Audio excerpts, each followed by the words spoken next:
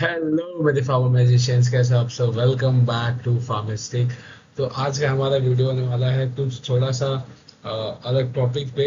मतलब जो हम सीरीज चला रहे हैं regarding the short short question series जो है, उसे थोड़ा सा हम लोग पॉज नहीं बोलूंगा, लेकिन थोड़ा सा एक होल्ड पे रख के हम लोग थोड़ा सा एक स्ट्रैटेजी वीडियो पे हम लोग आज बात करने वाले हैं कि how to improve your scores for GPAT as well as for NIPER also, because दोनों चीज़ों में ये काम देगी। तो आइए देखते हैं।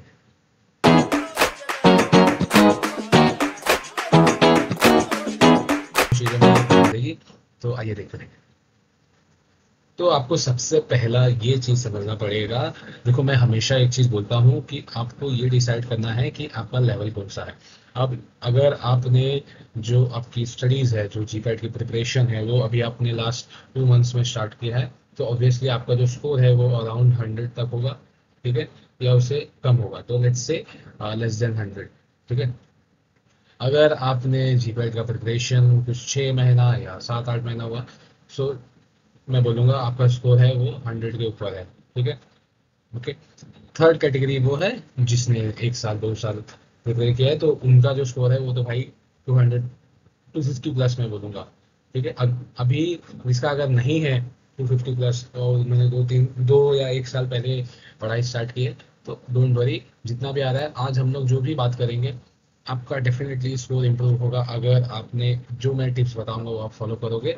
डेफिनेटली वो आपको काम देगा। तो आइए हम लोग सबसे पहले बात करते हैं। एक चीज मैं हमेशा बोलता हूँ कि नो योर सेल्फ, यानी कि अपने आप को पहचानो। अभी जिनके मार्क्स आ रहे हैं अराउंड 100 के नीचे, ठीक है, 100 के नीचे आ रहे हैं, तो उनका एम अभी होना चाहिए सिर्फ और सिर्फ क्वालिफिकेशन का।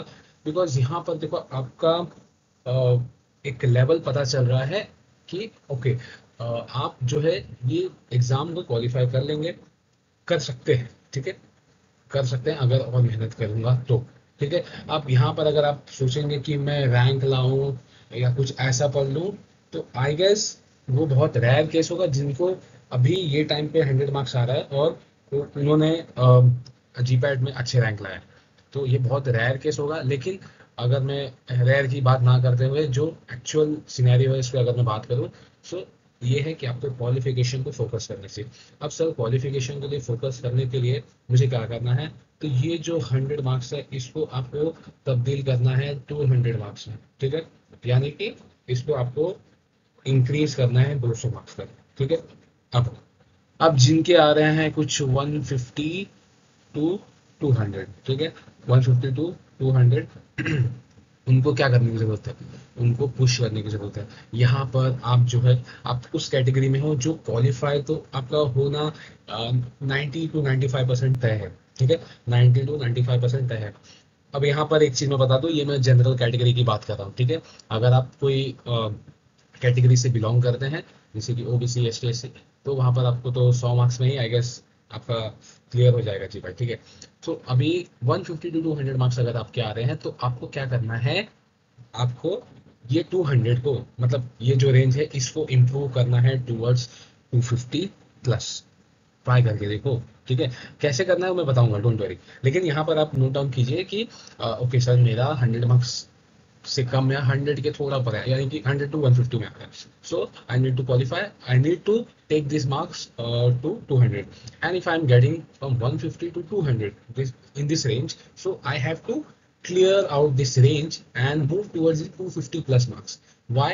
Because ये जो है, it will provide you AIR of about under 500, मैं बोल सकता हूँ अंडर 500 आपको ये मिल सकता है। ठीक है, पेन नहीं चल रहा है वापस। ठीक है।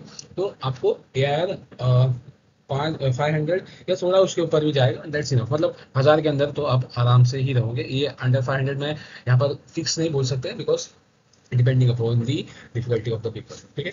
सो अब जो 250 प्लस है, जो 250 प्लस है, या नहीं कि उनको 300 के लगभग आ रहे हैं, कितने 300 के लगभग आ रहे हैं, तो बेटा you are doing well and good. आपको बस इम्प्रूव करना ही, करते ही रहना चाहिए। मतलब इसको 350 तक लेके जाओ, 350 तक लेके जाओ या उसके प्लस बियॉन्ड। तो उसमें कोई टेंशन नहीं। अगर आपका 300 350 के ऊपर जा रहा है, तो वेल एंड गुड है, मतलब उसमें कुछ बोलने की आवश्यकता ही नहीं है, ठीक है। अब आते हैं सर, अच्छा आपने मुझे तो बता दिया एक के लिए कि भाई जो इतना 100 के आसपास ला रहा है या 100 to 150 ला रहा है। अब सेकंड केस हो गया ये वाला, थर्ड केस हो गया ये वाला। तो ये वाला जो मेरा बच्चा है वो ऑलमोस्ट ऑलमोस्ट क्या टेंशन फ्री हो गया, लेकिन ओवर कॉन्फिडेंट नहीं होना। ये भी बच्चा थोड़ा सा चिल आउट है, इससे थोड़ा मेहनत करने की जरूरत है, ठीक है। तो अब क्या क्या करना है, सारे जो स्टूडेंट है उनके लिए ऑलमोस्ट सेम स्ट्रेटेजी मैं बोलूंगा, यहाँ पर बताऊंगा, क्योंकि एक ही वीडियो में आपको सब पता चल जाना चाहिए, है कि नहीं। और आपका भी टाइम वेस्ट नहीं होगा, और और आपको अच्छे से समझ में आ जाएगा, ठीक है। नाउ ये जो मैं स्ट्रेटेजी बताने वाला हूँ, स्ट्रेटेजी STR, ठीक है, इतना ही लिख देता हूँ यार, ठीक है। तो पहला स्ट्रेटेजी है, ये जो मैं स्ट्रेटेजी बताने वाला हूँ ये सबके लिए लागू होने वाला है। पहला स्ट्रेटेजी ये है कि try figuring out your mistakes. हमेशा बोलता हूँ, आपको पता है सर, आप बोल रहे हो कि आप एक नोटबुक बनाओ, अपना मिस्टेक्स लिखो, वही आप हमेशा ये बताओ, यस, क्योंकि ये इंपॉर्टेंट है। तो try to figure out your mistakes, ठीक है। अगर आप मिस्टेक नहीं फिगर आउट करोगे, यानी कि मैं हमेशा बोलते रहता हूँ अपने वीडियो में, अगर आप अपना मिस्टेक नहीं फिगर आउट करोगे, सिर्फ क्वेश्चन सॉल्व करके अच्छा रॉन्ग आ रहा है, ठीक है, अच्छा देख लिया ये तो ठीक है, अब मेरे को नेक्स्ट टाइम याद रहेगा, ऐसा नहीं होता है।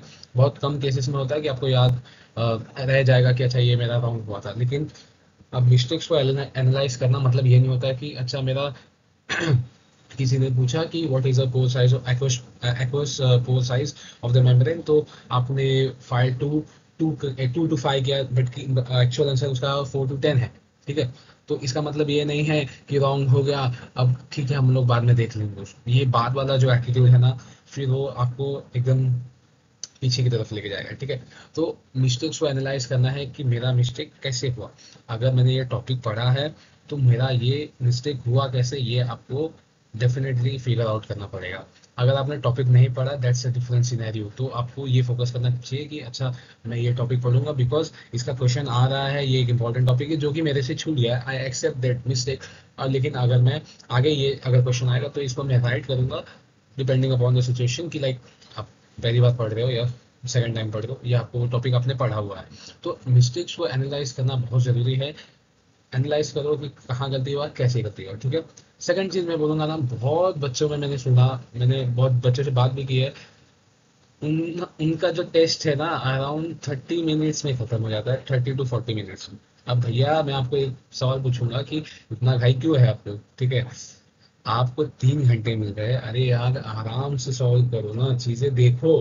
कई बार ऐसा होता है ना कि हम ये जो 30 से 40 मिनट में, मुझे पता है क्या होता है जब हम पेपर या क्वेश्चन पेपर हम लोग सॉल्व करने बैठते हैं, तो एक घाई होता है यार, चलो फटाफट कर देता हूँ, अभी कुछ यहाँ जाना है, कुछ खाना है, कुछ पढ़ना है, रिवाइज करना है, उस पर फोकस करता हूँ, इसको फटाफट दे देता हूँ। माइंड इट, अगर आप फटाफट दे रहे हो, आपका मार्क्स कम आ रहा है, देन आपका मोटिवेशन भी डाउन होते जाएगा। तो जो रिवीजन का सोच रहे हो ना, तो वो भी खुश हो जाएगा, बिकॉज ये 30-40 मिनट में एक 125 क्वेश्चन सॉल्व कर देना आपको अपने आप में एक बड़प्पन दिख रहा है, बट ये भी तो देखो आपके मार्क्स कम आ रहे हैं बेटा। मार्क्स क्यों कम आ रहा है, आप घाई कर रहे हो, रिव्यू नहीं कर रहे हो क्वेश्चन को। बहुत बारी ऐसा होता है ना कि हमको वो आंसर पता है, लेकिन हम घाई घाई में क्वेश्चन ठीक से रीड नहीं किया, फटाक से ऐसा 2 वर्ड देखा क्वेश्चन का, अच्छा इसका तो यही होगा, लेकिन बाद में मालूम पड़ता है कि वो रॉन्ग है। और ये चीज सिर्फ आपके साथ नहीं हो रही, मेरे साथ भी होती थी। तो ये आपको एनालाइज करना पड़ेगा कि मैं एक कितना टाइम ले रहा हूँ। अरे आप 2 घंटा भी लो, डजेंट मैटर, ठीक है, लेकिन आपको वो रिव्यू करने का आपको टाइम देना चाहिए हर एक क्वेश्चन को, ठीक है। मुझे पता है वो आपको वो पीरियड में ना एक कंटाल सा, मतलब जो मुंबई के नहीं है उनका मतलब है कि बोर हो जाते हो आपकी, कौन रिव्यू करेगा, अच्छा ये वो, मुझे पता है वो 2-3 घंटा बैठना अपने कंफर्ट जोन में थोड़ा सा डिफिकल्ट होता है, बट अगर आपको आगे जाना है तो आपको ये करना पड़ेगा, अच्छे से क्वेश्चन को रिव्यू करो। ये जो 30 मिनट या 40 मिनट का फासला है इसे कम करो, आराम से टाइम लेके करो, कोई आपको मारने वाला नहीं है, 3 घंटा आपके पास है वो लेके चलो। और अभी तो टाइम बाउंड का सिस्टम आ गया, तो वहां पर एक अच्छा सिस्टम हो गया कि आपको 25 क्वेश्चन के लिए 36 मिनट मिल रहा है, और मोर देन इनफ है, क्योंकि बहुत सारे क्वेश्चन वन लाइनर्स आते हैं, और वहां पर रिव्यू के लिए आपको टाइम मिलेगा, और आपको करना ही पड़ेगा, बिकॉज उसके बाद मतलब जब तक वो 36 मिनट होगा नहीं, तब तक आप नेक्स्ट सेक्शन में जा नहीं सकते, है कि नहीं। तो ये रहा सेकंड पॉइंट। थर्ड पॉइंट वो है जो मैं हमेशा वीडियो में बताते रहता हूँ, एक्यूरेसी। एक्यूरेसी को मेंटेन करके रखो। बहुत सारे बच्चे होते हैं, उनका एक एजेंडा होता है ना कि कितने सारे मैं क्वेश्चन सॉल्व कर दूँ, ठीक है, कितने सारे मैं क्वेश्चन सॉल्व कर दूँ। क्योंकि एक पॉइंट ऐसा आता है कि एक उनको लगता है कि हाँ मुझे आ रहा है, ठीक है, मुझे आ रहा है। सेकंड पॉइंट ये होता है कि अगर मैं थोड़ा रिस्क ले लूँ तो मेरे मार्क्स बढ़ जाएंगे, ठीक है। लेकिन बच्चा थोड़ा ये भी सोचो कि वो रिस्क लेने से आपके मार्क्स घट भी जाएंगे। तो प्रोबेबिलिटी दोनों की है। तो यहाँ पर सर मैं एक्यूरेसी कैसे बढ़ाऊँ, आइए वो भी हम लोग समझते हैं। तो एक्यूरेसी बढ़ाने के लिए आप एक माइंड में एक रेंज लेके चलो कि मुझे इतना क्वेश्चन करना है, ठीक है।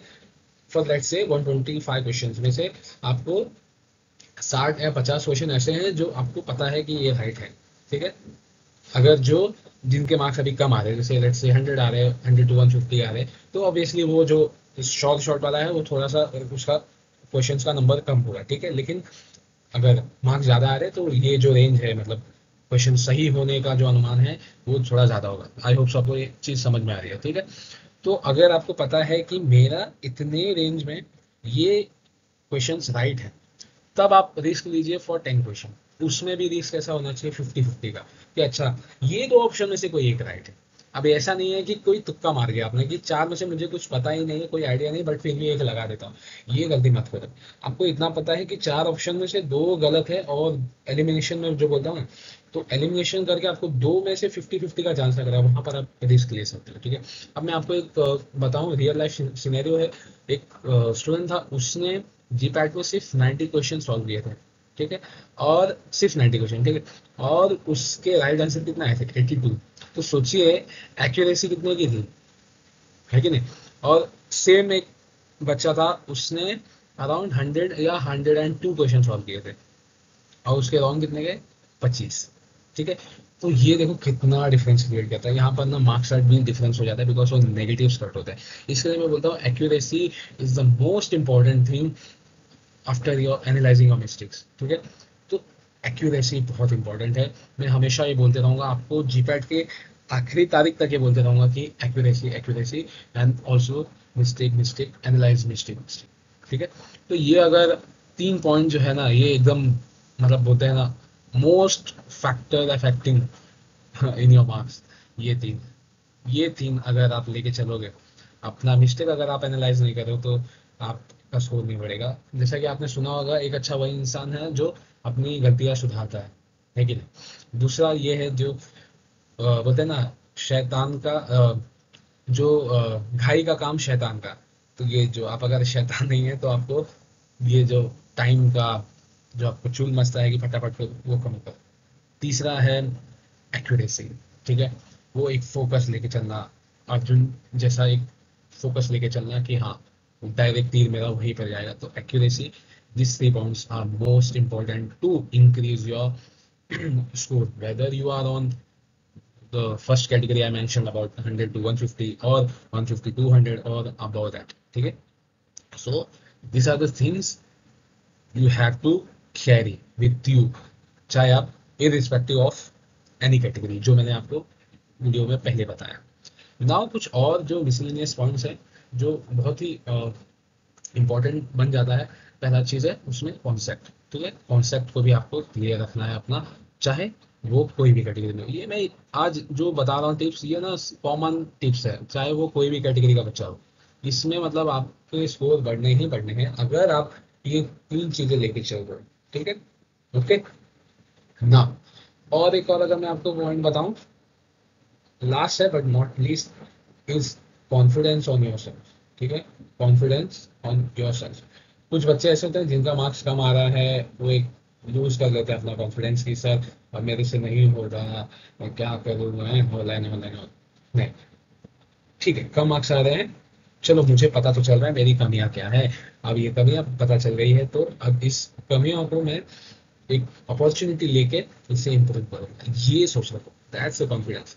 अगर आप एक मोटिवेशन में अगर मैं आपको बोलूँ, तो हमने हमेशा सुना है कि कहते हैं कि जो भगवत गीता में कहा है कि आप हमेशा जो है अपने प्रोसेस के ऊपर फोकस करिए, रिजल्ट पे नहीं। मतलब आप रिजल्ट क्या आएगा उस पर मत फोकस कीजिए, प्रोसेस पे फोकस कीजिए। और बिकॉज जो प्रोसेस है उसका ही तो आउटकम है रिजल्ट।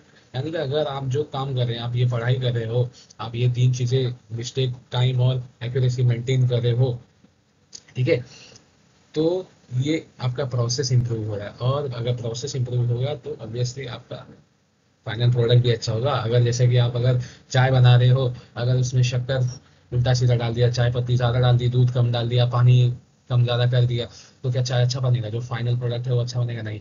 प्रोसेस इंपॉर्टेंट है। तो ऐसे ही अगर आपको रिजल्ट अच्छा लाना है तो ये सारे जो प्रोसेस है वो इम्पोर्टेंट है। तो इस पे अगर फोकस करो तो डेफिनेटली रिजल्ट भी अच्छा आएगा। तो ये 5 पॉइंट, दो यहाँ के दो यहाँ के, कॉन्सेप्ट पे फोकस, कॉन्फिडेंस, ये 3 पॉइंट, ठीक है। तो अगर इसे आप फॉलो करोगे तो डेफिनेटली आपका स्कोर बढ़ेगा बढ़ेगा बढ़ेगा, और आप अपने एक गोल पे डेफिनेटली रीच कर जाओगे। फिर आप बोलोगे कि मजा आया, ठीक है। सो इस शिक्षा से हम चतुर्वेदी साइनिंग ऑफ, मिलते हैं नेक्स्ट वीडियो में। आई होप सो ये टिप्स आपको काम आएंगे, और वीडियो को शेयर कीजिए ताकि आपके फ्रेंड भी समझे इसे जो स्ट्रगल कर रहा है, ठीक है। और हम लोग मिलेंगे नेक्स्ट वीडियो में। Take care, bye bye, keep subscribing, share, like, bye.